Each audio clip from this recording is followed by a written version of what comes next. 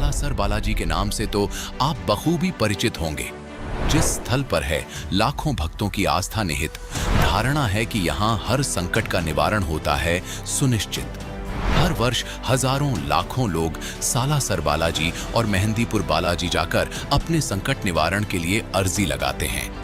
कई संत महंत भी मौजूद हैं जो बालाजी दरबार लगाकर सिद्धि शक्तियों के द्वारा लोगों का भूत, भविष्य और वर्तमान बताते हैं। पर अब हो जाएं आप सावधान, क्योंकि वहां के सिद्ध युक्त महंत को भी नहीं मिला समाधान। मिलिए बालाजी दरबार में महंत रह चुके आशीष रुद्रा जी से। इन्होंने 15 वर्ष तक लगातार बालाजी की साधना की और 7 वर्ष तक गुरुपद पर रहे। ये श्याम शक्ति बालाजी और शिव शक्ति बालाजी दरबार लगाया करते थे। गांव-गांव जाकर बालाजी का प्रचार और सुंदरकांड का पाठ भी किया। इनके ऊपर खुद बालाजी की शक्ति का आह्वान होता था, जिससे प्रभावित होकर इनके हजारों शिष्य बन गए, जिनका ये भूत, भविष्य, वर्तमान सब बता दिया करते थे। पर हैरानी की बात तो ये है कि जब इनके खुद के ऊपर संकट आया तो वहां इनकी शक्तियां विफल होती नजर आने लगी। ये स्वयं व बालाजी दरबार के संत महंत भी इनकी समस्या का समाधान नहीं कर पाए। दर्शकों, इनका रहस्यमयी भक्ति सफर सुनकर आपके भी होश उड़ जाएंगे कि आखिर क्यों इन्होंने पल भर में गुरुपद त्याग कर ग्रहण कर ली तत्वदर्शी संत रामपाल जी महाराज की शरण, जिन्होंने इनके अज्ञान पर ज्ञान से आक्रमण कर इन्हें सच्चाई से रूबरू करवाया। जानिए पूरी सच्चाई, आखिर क्यों बालाजी के लोकप्रिय महंत को लेनी पड़ी पूर्ण संत की शरण। चलिए अब आपको सुनाते हैं आशीष जी की रहस्यमयी भक्ति सफर की कहानी, उन्हीं की जुबानी। नमस्कार सर। नमस्कार सर। सर क्या नाम है आपका? आशीष रुद्रा। आशीष जी आप कहाँ से हैं? उत्तराखंड के शहर काशीपुर से। आशीष जी, संत रामपाल जी महाराज से नाम दीक्षा आपने कब ली? संत रामपाल जी महाराज जी से नाम मैंने 1 अगस्त 2021 को लिया था। आशीष जी, संत रामपाल जी महाराज से नाम दीक्षा लेने से पहले क्या आप कोई भक्ति साधना भी करते थे? जी सर, संत रामपाल जी महाराज जी की शरण में आने से पहले मैं और मेरा पूरा परिवार 15 साल से बालाजी महाराज जी की अटूट साधना किया करते थे। बालाजी महाराज जी के मंगलवार के व्रत भी रखा करते थे और 40-40 दिन के बालाजी महाराज जी के व्रत रखते थे और सुबह को 1 लौंग का जोड़ा गंगा जल का सेवन करते थे और शाम को संध्या के समय दूध और फल का आहार किया करते थे। और हम ओम हंता हनुमंता नमः का जाप करते थे, ओम बटुक भैरवाई नमः का जाप करते थे। 108 माला ऐसी हम 33 माला पर डे किया करते थे। और 7 साल से मैं खुद बालाजी महाराज जी की गद्दी लगाया करता था, श्याम शक्ति बालाजी दरबार और शिव शक्ति बालाजी दरबार के महंत के पद पर विराजमान था। साथ ही साथ गांव-गांव जाकर हम बालाजी महाराज का प्रचार किया करते थे और सुंदरकांड का पाठ करते थे। और जितनी भी बालाजी दरबार में जितनी भी क्रियाएं होती हैं वो मैं सब करता था। भूतों की पूजा करना, क्योंकि बालाजी महाराज जी के साथ एक प्रेत राज सरकार है।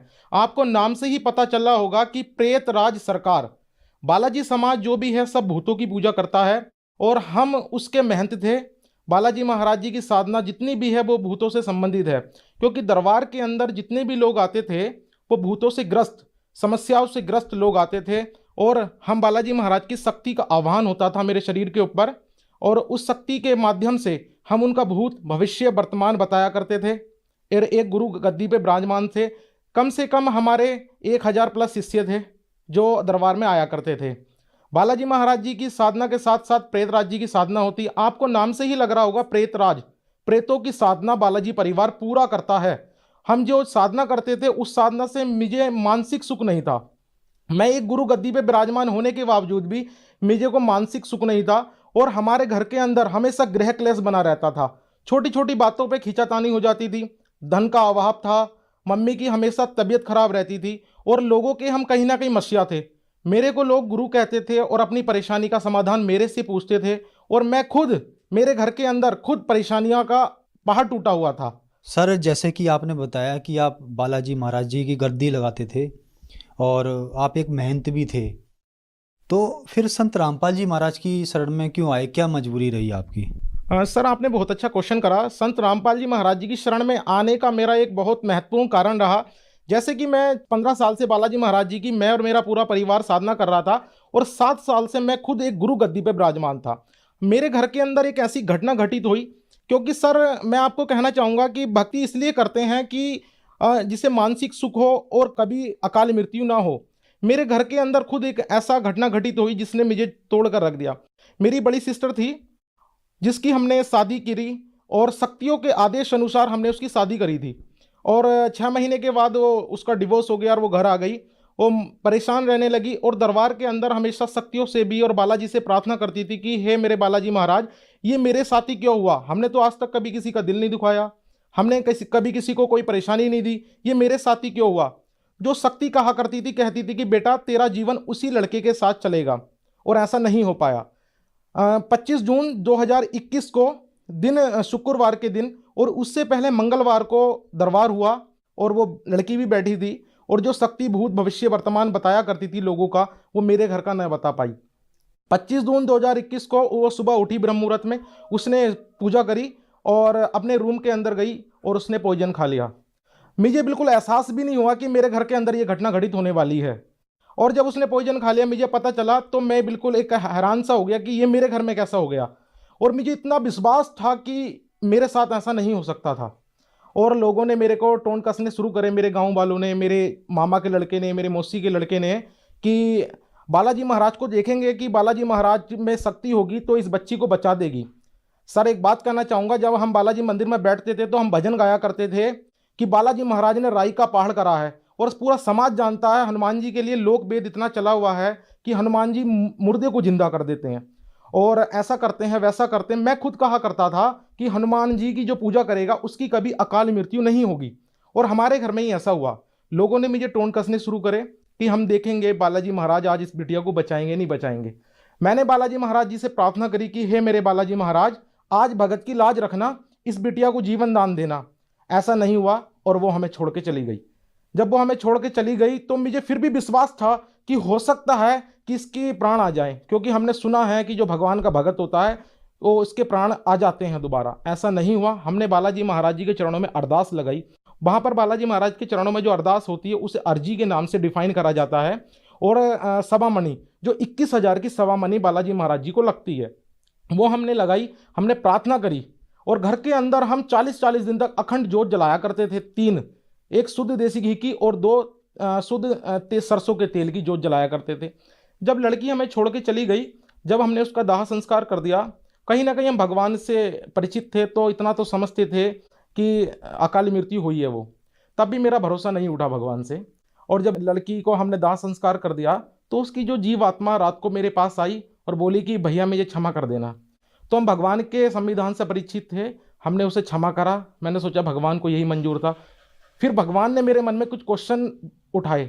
भगवान आज बताते हैं, मैं संत रामपाल जी महाराज की शरण में हूँ, एक वाणी याद आती है, बताना चाहूँगा। करे करावे साइयाँ मन में लहर उठा, क्योंकि भगवान ने मेरे मन में कुछ प्रश्न उठाए कि जब नर के अंदर नारायण वास करता है तो वो पॉइजन किसने खाया, नारायण ने खाया या नर ने खाया? ऑटोमेटिकली मेरे मन में प्रश्न उठने लगे कि भगवान कौन है, कैसा है, कहाँ रहता है।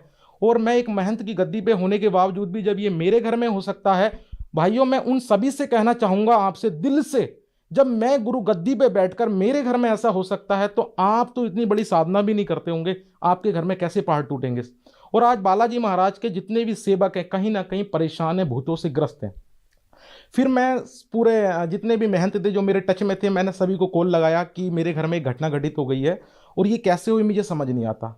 मैं मेहंदीपुर बालाजी महाराज के जो महंत हैं प्रेतराज दरबार की, मोहनपुरी जी महाराज, मैंने उनसे बात करी, उन्होंने मेरी कोई बात का उत्तर नहीं दिया। मैंने सभी महंतों से संपर्क साधा, किसी ने मेरी उत्तर नहीं दिया। फिर मैं एक हमारे यहाँ बिजनौर एरिया पड़ता है और वहाँ मैं गया, एक संत है वहाँ फुलसंदे नाम से, उन संत के पास गया अपने क्वेश्चनों को लेकर, क्योंकि मैंने सुना था कि इन क्वेश्चनों का जवाब अब संत ही दे सकता है। जब मैं संत के पास गया तो संत ने कहा भगवान निराकार है, उसका कोई आकार नहीं है। मैंने पूछा कि जीव आत्मा मरने के बाद कहाँ जाएगी? उसने कहा कि ब्रह्म में लीन हो जाती है। मुझे मतलब अपने क्वेश्चनों का उत्तर नहीं मिला और मैं वहाँ से आ गया।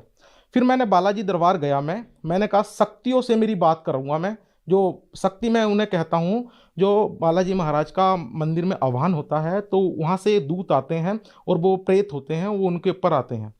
तो मैं एक महंत जी के पास गया था, उस महंत जी से मैंने कहा कि मुझे कुछ आपके महाराज से बात करनी है। तो उन्होंने मेरी प्रार्थना स्वीकार करी, दरबार में बैठे। यकीन मानना आप सभी लोग जब वो शक्ति आई तो मैंने जब ये क्वेश्चन रखे तो उसने जो उत्तर दिए ना, वो दिन है और आज का दिन है, जीवन परिवर्तन हो गया। मैंने क्वेश्चन करे कि भगवान कौन है, कैसा है, कहाँ रहता है, क्या बालाजी महाराज कर्म बंधन को काट सकते हैं? तो उन्होंने मेरे से बोला कि आप 5 दिन बाद आना, इस क्वेश्चन का उत्तर हम घाटा मेहंदीपुर, जिला दौसा, राजस्थान, हनुमान जी से स्वयं पूछ के आएंगे। और ये मेरे पास ऑन रिकॉर्ड है, ये मेरे पास आज भी रखी है। उन्होंने बोला कि बेटा हमने तो कभी कहा ही नहीं कि आप हमारी भक्ति करो, और बालाजी महाराज ने साफ बोला है कि मैं कभी कर्म बंधन को नहीं काट सकता। फिर उन्होंने एक बात बोली कि श्री राम जी ने बाली को छुपकर मारा था, और वही द्वापर में श्री कृष्ण बने और वाली वाली आत्मा भील बनी, उसने उन्हें मारा, तो कर्म बंधन तो हम भी नहीं काट सकते। मैंने बोला क्या बालाजी की साधना से मोक्ष संभव है? तो उन्होंने बोला बालाजी महाराज की साधना से मोक्ष संभव नहीं है। तो मेरे माइंड में एक रिपीट क्वेश्चन होता है, जितने भी बालाजी महाराज के साधक हैं वो सुंदरकांड का नित्य पाठ करते हैं, तो उसमें एक लाइन आती है, हनुमान जी बोलते हैं कि प्रात ले जो नाम हमारा, ते ही दिन ताहे मिले ना आहारा। हनुमान जी उसके अंदर बता रहे हैं कि सुबह सुबह जो उठकर मेरा नाम लेगा उसे पूरे दिन आहार नहीं मिलेगा। वो मेरे अंदर माइंड में एकदम वो वाणी रिपीट हुई कि यार हनुमान जी ने तो मना करा है कि मेरी पूजा नहीं करनी। जब ये वाणी मुझे याद आई तो हनुमान जी तो इस वाणी में साफ साफ मना कर रहे हैं कि मेरी पूजा नहीं करनी है, तो और भगवान भी कोई और है। आप किसी को डाउट है तो सुंदरकांड उठा के आप इस चौपाई को पढ़ सकते हैं। तो जब मुझे लगा कि भगवान कोई और है जिसकी साधना से मोक्ष मिलेगा, तो यात्रा मैंने प्रारंभ करी और मैं अपने क्वेश्चनों का जवाब लेने के लिए जगह जगह जाने लगा, संतों के पास जाने लगा, जहां मुझे कहीं भी उत्तर नहीं मिला। जब ये वाणी मेरे माइंड में आई और ये मुझे आदेश मिला कि अपनी यात्रा को बढ़ा दो, जब मैं खोज के लिए निकला तो संतों के पास जाने लगा जहाँ पर कोई भी ज्ञान मुझे नहीं मिला। तो बेसिकली मेरा मेडिकल लाइन का व्यापार है, और उसी लिस्ट में एक डॉक्टर JS धवन जो मेरे से मेडिसिन लिया करते थे, जो संत रामपाल जी महाराज जी के शिष्य थे। तो संत रामपाल जी महाराज जी के शिष्य ने मेरे को कहा कि एक बार आप आइएगा, आपसे कुछ वार्ता करनी है। तो मैं जब आया तो उन्होंने मेरे को कहा कि आप जो साधना कर रहे हो ये साधना व्यर्थ थी, और उन्होंने मेरे को एक पुस्तक दी, ज्ञान गंगा। उन्होंने कहा एक बार इस पुस्तक को पढ़ना और फिर बैठ के चर्चा करेंगे। मैं उस पुस्तक को घर ले गया, उस पुस्तक को मैंने अध्ययन किया।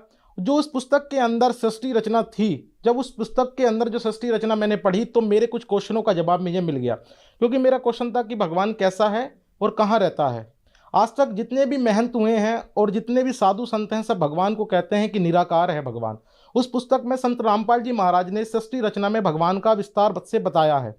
और जब उस पुस्तक को मैंने पढ़ा तो सभी चीज़ आई। उस पुस्तक के अंदर संत रामपाल जी महाराज ने श्रीमद् भगवद गीता के बारे में बताया, और श्रीमद् भगवद गीता का मैं खुद पाठ किया करता था। मेरे घर के अंदर भी रखी थी, मेरे मंदिर में रखी हुई थी।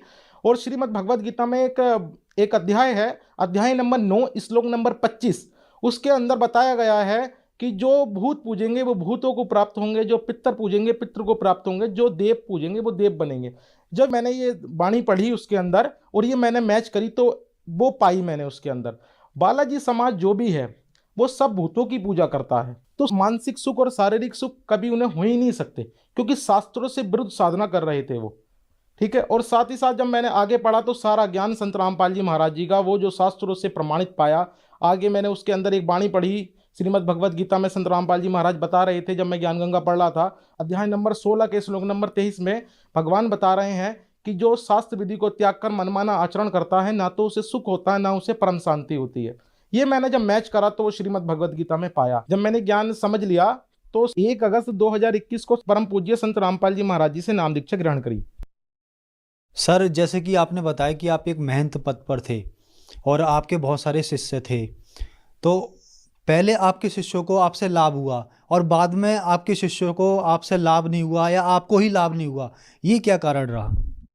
सर मैं बताना चाहूँगा, जब मैंने संत रामपाल जी महाराज जी का ज्ञान सुना तो पाया कि संत रामपाल जी महाराज जी बताते हैं कि जो पुण्य होते हैं हमारे पिछले ज़माने के पिछले कर्म जो होते हैं, उसी से मेरी बैटरी चार्ज थी और उन्हीं पुण्य से मैं उन शिष्यों को लाभ दे रहा था। और जब मेरी बैटरी डिस्चार्ज हो गई, आगे चार्जर मिला नहीं, आगे गुरु मिला नहीं, जब मेरी बैटरी डिस्चार्ज हो गई तो मुझे हानि होने लगी। आज अधिकतर समाज बालाजी महाराज और हनुमान जी की साधना कर रहा है, जो पूर्णतः वेदों से प्रमाणित नहीं है। शास्त्रों में कहीं भी हनुमान जी की पूजा का जिक्र भी नहीं है। हनुमान जी तो खुद एक दास थे और हनुमान जी की साधना का श्रीमद् भगवद गीता और चारों वेदों में कहीं भी प्रमाण नहीं है।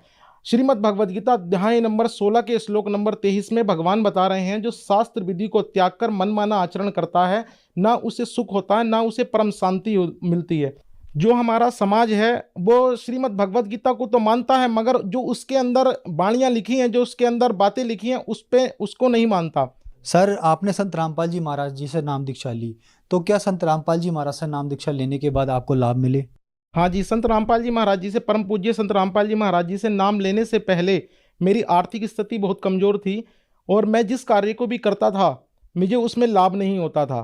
ठीक है, संत रामपाल जी महाराज जी से जब मैंने नाम दीक्षा ली उसके कुछ समय के बाद मालिक ने दया करी, संत रामपाल जी महाराज ने दया करी, एक मेरा होलसेल का मेडिकल स्टार्ट हुआ और साथ ही साथ हमारा एक मशरूम का यूनिट भी है, रश्मि मशरूम फार्मिंग के नाम से। और मेरा होलसेल में मेडिकल है, मेरी खुद की संत रामपाल जी महाराज जी की दया से मेरी खुद की एक फर्म है जिसमें हमारी मेडिसिन आती हैं और हम मार्केट में सेल करते हैं। पहले जो हम काम कर रहे थे मार्केट के अंदर काफ़ी पैसा फंस जाया करता था जो निकल नहीं पाता था। एक बार मेरे साथ ऐसा हुआ कि एक मेरी पार्टी है उसने काफ़ी माल ले लिया और मुझे पैसा नहीं दिया। और जब मैं संत रामपाल जी महाराज जी की शरण में आया मैंने मालिक संत रामपाल जी महाराज जी से प्रार्थना करी और वो पैसा मेरा रिकवर हो गया। भगवान ने लाभ तो समय समय पे दिए हैं। जैसे मेरी मम्मी थी उसे बहुत परेशानी रहा करती थी पहले भी, संत रामपाल जी महाराज जी की शरण में आने से पहले उन्हें काफ़ी परेशानियां थी। उन्हें एक लंग्स में प्रॉब्लम थी टीबी की, जो ब्लीडिंग आ जाया करती थी, खांसी के अंदर उन्हें ब्लीडिंग आ जाया करती थी। जब हमने संत रामपाल जी महाराज जी से नाम उपदेश लिया उसके कुछ समय के बाद संत रामपाल जी महाराज जी के आशीर्वाद से उनकी परेशानी पूर्णतः के साथ खत्म हो गई। आज उन्हें थोड़ी बहुत भी कोई दिक्कत होती है तो 10-15 रुपए की टैबलेट से रिकवर हो जाती हैं। पहले हमारे घर के अंदर हर महीने 10 से 15 हज़ार की मेडिसिन आती थी। मेरे पिताजी नशा करते थे और सुरती का सेवन करते थे और हमारे समझाने पर भी वो उसे छोड़ नहीं पा रहे थे। परमात्मा संत रामपाल जी महाराज जी का जिस दिन उन्होंने नाम दीक्षा ली उसी दिन से उन्होंने नशा त्याग दिया। अभी एक घटना हमारे साथ घटित हुई, मेरी छोटी सिस्टर है उसने भी संत रामपाल जी महाराज जी से नाम उपदेश ले रखा है। वो अपने कॉलेज से आ रही थी स्कूटी से और सामने से एक ट्रक आया, उसकी टक्कर हो गई, आगे से स्कूटी पूरी तरह से खत्म हो गई। कोई भी उस स्कूटी को देखेगा तो जज नहीं कर सकता कि व्यक्ति जिंदा है। परमात्मा जी की, संत रामपाल जी महाराज जी की इतनी कृपा हुई कि उसके एक चोट भी नहीं आई। परमात्मा जी कहते हैं, संत रामपाल जी महाराज कहते हैं कि सदगुरु शरण आने से आई टले बला, जो सूली मस्तक में हो कांटे में टल जा। परमात्मा जी ने पल पल पे लाभ दिए हैं। सर, आपने यहाँ पे एक बहुत अहम क्वेश्चन मार्क लगाया है कि आप एक महंत पद पे थे और सुंदरकांड किया करते थे आप भी, तो उसमें हनुमान जी ने खुद कहा है कि जो मेरी भक्ति करता है उसको उस दिन आहार ना मिले, मतलब हनुमान जी ने खुद अपनी भक्ति के लिए मना किया है। और आपने ये भी बताया कि आपके गुरुजी ने ये भी बताया है कि हनुमान जी की भक्ति शास्त्रों में प्रमाणित नहीं है। तो जो दर्शक आज आपको टीवी पर देख रहे हैं और खास करके जो महंत लोग हैं उनके लिए आप क्या कहना चाहेंगे? मैं सभी बालाजी महाराज के जो भी सेवक हैं, जो उनके भगत हैं, मैं उस सभी को एक प्रार्थना करना चाहूँगा और जो बालाजी दरबार में महंत गद्दी पर विराजमान है उन सभी महंतों से, गुरुओं से एक प्रार्थना करना चाहूँगा। जब आपके बालाजी महाराज स्वयं कह रहे हैं कि मेरी भक्ति नहीं करनी है तो हम उनकी साधना जो कर रहे हैं इसलिए हमें लाभ भी नहीं मिल रहे हैं। और बालाजी महाराज जी की, हनुमान जी की साधना किसी भी वेद के अंदर नहीं है, पूर्णतः वेदों से विरुद्ध है। इसलिए ना तो किसी भी को सुख हो रहे हैं ना ही कोई शांति मिल रही है। मेरा आपसे हाथ जोड़ के निवेदन है, जो भी मुझे मेरे शिष्य देख रहे हैं, मैं आप जी से सभी से प्रार्थना करूंगा और जो महंत गद्दी पर विराजमान हैं बालाजी दरबार के, एक बार आप अपने धर्म शास्त्रों को खोल के देखिए, एक बार संत रामपाल जी महाराज जी का जो ज्ञान है उसे सुनिए।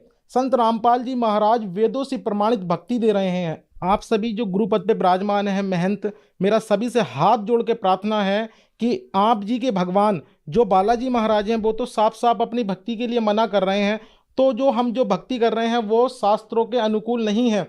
वर्तमान में संत रामपाल जी महाराज ही शास्त्रों के अनुकूल भक्ति दे रहे हैं।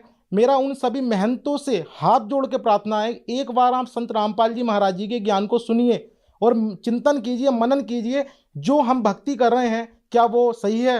आप चंद पैसों के चक्कर में भोली वाली जनता को भ्रमित मत कीजिए। आप जी के कहने से किसी का जीवन बच जाए तो बहुत अच्छी बात है। आप जी भी संत रामपाल जी महाराज जी का ज्ञान समझिए एक बार। जब मैं महंत पद पे था तो ये उसका प्रूफ है, ये हमारी वेशभूषा हुआ करती थी उस समय, ये मैं आपको उसका प्रूफ दिखा रहा हूँ।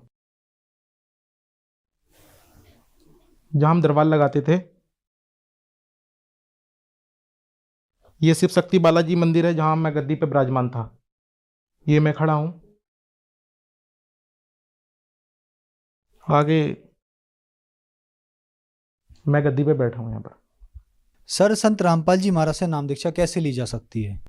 संत रामपाल जी महाराज जी से नाम दीक्षा लेने के लिए विभिन्न चैनलों पे संत रामपाल जी महाराज जी का सत्संग आता है। जितने भी सोशल मीडिया प्लेटफॉर्म है सभी के ऊपर संत रामपाल जी महाराज जी का सत्संग आता है। उसके नीचे एक स्लाइड चलती है, उस पर आश्रम के नंबर दिए होते हैं। आप जी उस नंबर पे कॉल करके अपना नाम और अपना एड्रेस दें तो आप जी को बता दिया जाएगा कि आपका नज़दीकी नामदान केंद्र कहाँ पर है। आप संत रामपाल जी महाराज से नाम दीक्षा ले सकते हैं। धन्यवाद सर। सत्सई। दर्शकों, अभी आपने सुने